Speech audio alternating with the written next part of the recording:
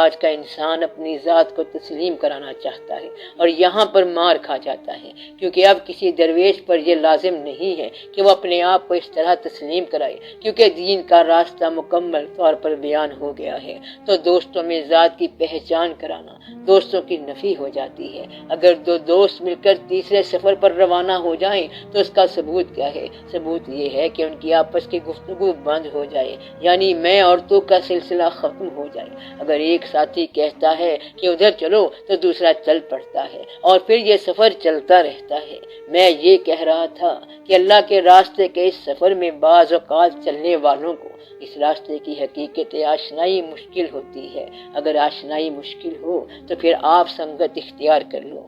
عام طور پر ان راستوں پر چلنے والے نیک ہوتے ہیں یا کم از کم بدی چھپا جاتے ہیں۔ پیر صاحب بھی اس کی بدی کو چھپا دیتے ہیں، اس لیے جہاں بدی کو مدھم کر دیا جائے تو وہ راستہ نیک ہوتا ہے، اور جہاں پر نیکی کی جائے وہ نیک راستہ ہے۔ نیکی کے راستے پر نیکی کے لیے اگر انسان ریاکاری پر مجبور ہو جائے تو آج کے دور میں یہ بھی نیکی ہے۔ نیک راستے پر انسان نیکی ریاکاری کے طور پر کرنے پر بھی مجبور ہو جاتا ہے تو وہ بھی نیک راستہ ہے۔ ریاکاری میں نیکی کرنا بھی نیکی ہے، جھوٹ موٹ کی تسبیح کرنا بھی نیکی ہے۔ اگر آپ ریاکاری میں بھی نیک ہونا چاہتے ہو تو آپ کو نیک ہونے کی تمنا مبارک ہو، کیونکہ آپ کو نیک ہونے کا عمل تو نہیں آیا لیکن نیک ہونے کی تمنا مبارک ہو۔ اگر کوئی جھوٹی موٹی نماز پڑھ رہا ہے تو نمازی تو مشہور ہونا چاہتا ہے تو آپ اس کو معاف کر دو اور اسے آپ نمازی ہی کہو، کیونکہ وہ گنہگار تو مشہور نہیں ہونا چاہتا بلکہ نیک مشہور ہونا چاہتا ہے۔ وہ ریاکار ضرور ہے لیکن نیک مشہور ہونا چاہتا ہے تو آپ اس کو نیک ہی کہو، پھر ایک وقت وہ توبہ کر کے اصل نیک بن جائے گا۔ اس لیے عام طور پر آپ اللہ کے سفر میں یہ دیکھیں گے کہ ابتدائی سفر کا خاصا حصہ ریاکاری کا ہوتا ہے۔ اس لیے عام طور پر آپ اللہ کے سفر میں یہ دیکھیں گے کہ ابتدائی سفر کا خاصا حصہ ریاکاری کا ہوتا ہے، اور پھر ریاکاری چلتے چلتے ایک دن عین تسلیم ہو جاتی ہے۔ تو ایسا ہوتا رہتا ہے کہ اگر جھوٹے آدمی نے سچا نام لیا تو سچے آدمی نے اس کا جھوٹ دور کر دیا، تو یہ سچ کا کام ہے کہ وہ بیٹھا بیٹھا اللہ کو پکارتا رہا، اس کا خیال کہیں اور ہے لیکن اللہ ہی اللہ کرتا جا رہا ہے۔ تو ایک روز اللہ کو پتہ چل گیا کہ فلاں شخص اللہ اللہ کر رہا ہے، اور پھر بات بن گئی۔ بس آپ کے عقائد درست ہونے چاہیے، پھر تو اعمال کی کمی بیشی اور ریاکاری بھی کور ہو جاتی ہے۔ اور یہ نہیں ہوتا کہ انسان پہلے دن ہی سے مخلص ترین ہوتا ہے، بلکہ چلتے چلتے ہی انسان سیکھتا ہے۔ اس لیے اس کائنات میں آپ چلتے جائیں، عقیدہ درست رکھیں، سفر کرتے جائیں اور ہم سفروں کی پہچان کرتے جائیں۔ ہم سفر وہ ہے جو اس سفر پر مائل ہو، اس سفر پر روانہ ہو اور جو آپ کے ساتھ چلنے کو تیار ہو جائے، اس کو ساتھ لے کر جائیں۔ آخر ایک دن منزل مقصود مل جائے گی۔ تو یہ کائنات آپ کی پرورش کرتی ہے اور آپ اس کائنات کو کنٹریبیوٹ کرتے ہیں۔ کائنات ہی آپ کو سب کچھ عطا فرماتی ہے، تو اللہ تعالیٰ کے عطا کرنے کا شعبہ یہ پوری کائنات ہے۔ اللہ تعالیٰ ساری کائنات کے بارے میں قرآن پاک میں فرماتا ہے کہ کیا تم جانتے نہیں ہو کہ بارش کون برساتا ہے؟ ہم بارش برساتے ہیں، بارش سے زمین میں پیداوار اگاتے ہیں اور پیداوار میں جانوروں کے لیے چارہ ہوتا ہے، اور پھر تمہارے لیے جانوروں سے دودھ آتا ہے۔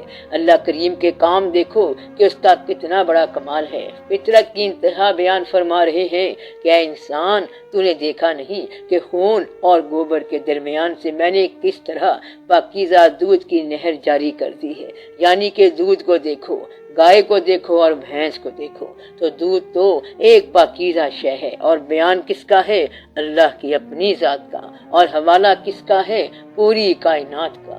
تو یہ پوری کی پوری کائنات اللہ تعالیٰ کا بیان ہے، یعنی کہ اللہ تعالیٰ نے ایسی عجب کائنات بنائی ہے کہ اس کا بیان اللہ کا اپنا بیان ہے۔ ہم بارش برساتے ہیں، ہم بادل لاتے ہیں، وغیرہ وغیرہ۔ اگر آپ لفظ ہم لگا دو تو باقی ساری کائنات اللہ کا جلوہ ہے۔ اب اللہ کو ماننے والا لفظ ہم ضرور لگائے، ورنہ کائنات میں وہ کافر ہو کر مر جائے گا۔ فطرت یہی ہے کہ بادل جو ہیں بارش برساتے ہیں، اور اس سے گندم، چارہ، جانور، گوشت، کپاس، اون اور کپڑے، یہ ساری کائنات کا مشاہدہ ہے۔ اور یہ یاد رکھنے والی بات ہے کہ کائنات کے مشاہدے میں مشاہدہ کرانے والے کو بھولنا نہیں نہیں چاہیے، کیونکہ ایک خاص مدت کے بعد وہ واپس لے جائے گا۔ اس لیے اس سفر کے دوران ہونے والے واقعات کو اللہ سے تعلق کے حوالے سے سمجھنا، کوئی مشکل آ گئی تو اللہ سے رجوع کرنا، کوئی خوشی آ گئی تو اللہ سے رجوع کرنا، اور غم میں بھی اللہ سے رجوع کرنا۔ اللہ کی طرف اس طرح رجوع کریں جیسے آپ اللہ کی طرف جا رہے ہیں، پھر آپ کا ہر اگلا قدم عین منزل حق ہے۔ تو آپ اپنے آپ کو اس قدر حقیقت کے قریب رکھیں تو آپ نے اپنے آپ کو سمجھنا ہے کہ آپ کس حد تک اللہ کے حکم کو مان رہے ہیں، ورنہ یہ کائنات اتنی عظیم اور اتنی وسیع ہے کہ آپ کی سمجھ سے باہر ہے، اور اگر اپنی سمجھ آ جائے تو یہ کائنات ساری آپ کے لیے ہے اور یہ پورے کا پورا مشاہدہ ہے۔ مثلا اللہ نے فرمایا ہے کہ میں نے زمین کو تمہارے لیے بچھونا بنایا ہے، لیکن زمین تو بچھونا نہیں ہے، لیکن آپ نے اگر مان لیا تو پھر یہ بچھونا ہی ہے۔ اگر آپ اس کی بات سمجھ جائیں تو یہ پہاڑ آپ کے لیے ہے اور یہ بادل آپ کے لیے ہیں، اور پھر اللہ بھی آپ کے لیے ہے۔ اگر اللہ آپ کے لیے ہے تو پھر ہر شے ہی آپ کے لیے ہے۔ بس یہ ہیں اللہ تعالیٰ کے احسانات۔ آپ نے صرف خدا کو ماننا ہے، اور پھر خدا کی کائنات ساری آپ کی اپنی کائنات ہے۔ پھر آپ نے اس کائنات میں آسانی سے اپنی منزل طے کرنی ہے۔ اس سفر میں جب نور کے مقام پر آئیں گے تو سرکار دو عالم صلی اللہ علیہ وآلہ وسلم کی ذات گرامی سمجھ آئے گی۔ پہلے آپ مشاہدات دیکھیں گے، نفس کو دیکھیں گے، انسان کو دیکھیں گے، انسانوں کی پہچان کریں گے۔ اس کے بعد مقام روح آتا ہے اور مقام نور آتا ہے، اور پھر سرکار دو عالم صلی اللہ علیہ وآلہ وسلم کی ذات گرامی ہے۔ پھر آپ ان سے رجوع کریں اور اللہ تعالیٰ سے دعا کریں کہ وہ اس کائنات کے اندر اپنے حبیب پاک صلی اللہ علیہ وآلہ وسلم کی محبت ایسی عطا فرمائے کہ آپ کو وہ محبت جلوہ گر نظر آئے۔ پھر آپ کہیں گے کہ دن کو اسی سے روشنی، شب کو اسی سے چاندنی۔ حق تو یہ ہے کہ روئے یار شمس بھی ہے، قمر بھی ہے، تو سارا راز اور ساری بات تو اتنی ہے۔ اس لیے آپ کے لیے موقع ہے کہ سنگے در پر کچھ مانگ لیں۔ پردے اٹھے ہوئے بھی ہیں، ان کی ادھر نظر بھی ہے، بڑھ کے مقدر آزما سر بھی ہے، سنگے در بھی ہے۔ تو بات یہ ہے کہ جب آپ کا مشاہدہ وہاں پر اس مقام تک چلا جائے گا تو پھر آپ کو زندگی اور موت دونوں کے اندر معنی نظر آئیں گے، اور پتہ چل جائے گا کہ زندگی اور موت ایک ہی شے کا نام ہے، جس طرح دن اور رات ایک شے کا نام ہے۔ یعنی سورج کے دو رخ ہیں، سورج کے دو نام ہیں، ایک نام دن اور ایک نام رات ہے۔ سورج ادھر آ جائے تو دن اور ادھر چلا جائے تو پھر رات۔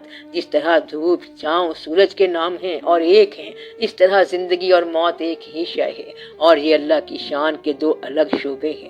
جس طرح نیند آپ کو رات کے وقت راحت دیتی ہے، اسی طرح زندگی کی طویل تھکن میں موت ایک آرام کا ذریعہ ہے۔ یہ نیند کا ایک عرصہ ہے، اور پھر آپ کو ہمیشہ کے لیے جگا دیا جائے گا۔ پھر آپ کے ساتھ اللہ کا اپنا ہمیشہ کا تعلق ہو جائے گا۔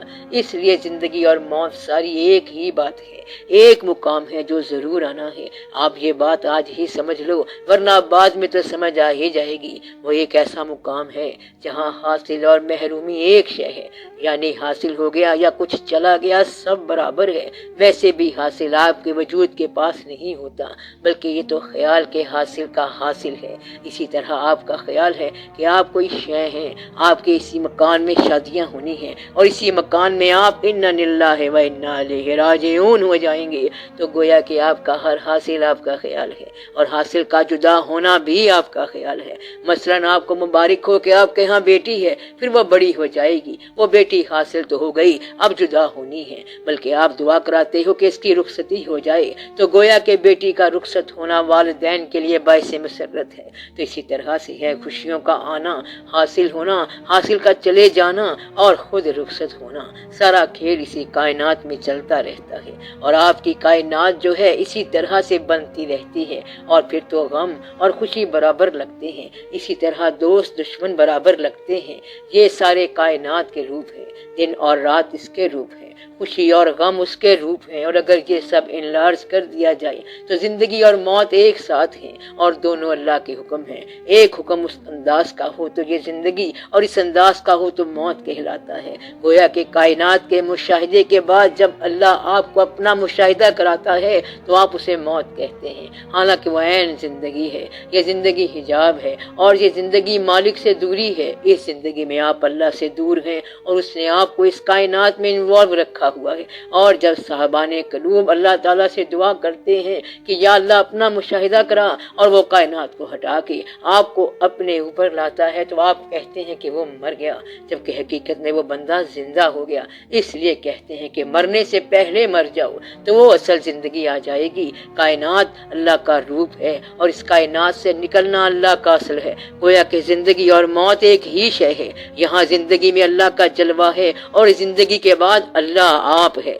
جلوہ ذات سے آگے ہے، فقط ذات ہی ذات۔ تو یہ زندگی جلوہ ذات ہے اور آگے فقط ذات ہی ذات ہے۔ اب چونکہ صرف جلوہ ذات ہے، اس لیے ہم جلوہ ذات میں محو ہیں، مبتلا ہیں۔ یہاں سے جب آپ نکلیں گے تو پھر ذات ہی ذات ہوگی۔ اب آپ خود پہچان لیں کہ زندگی کون سی ہے اور موت کون سی ہے، اور آپ کو کس پر زیادہ توجہ دینی چاہیے، اس کائنات پر یا کائنات کے بنانے والے پر۔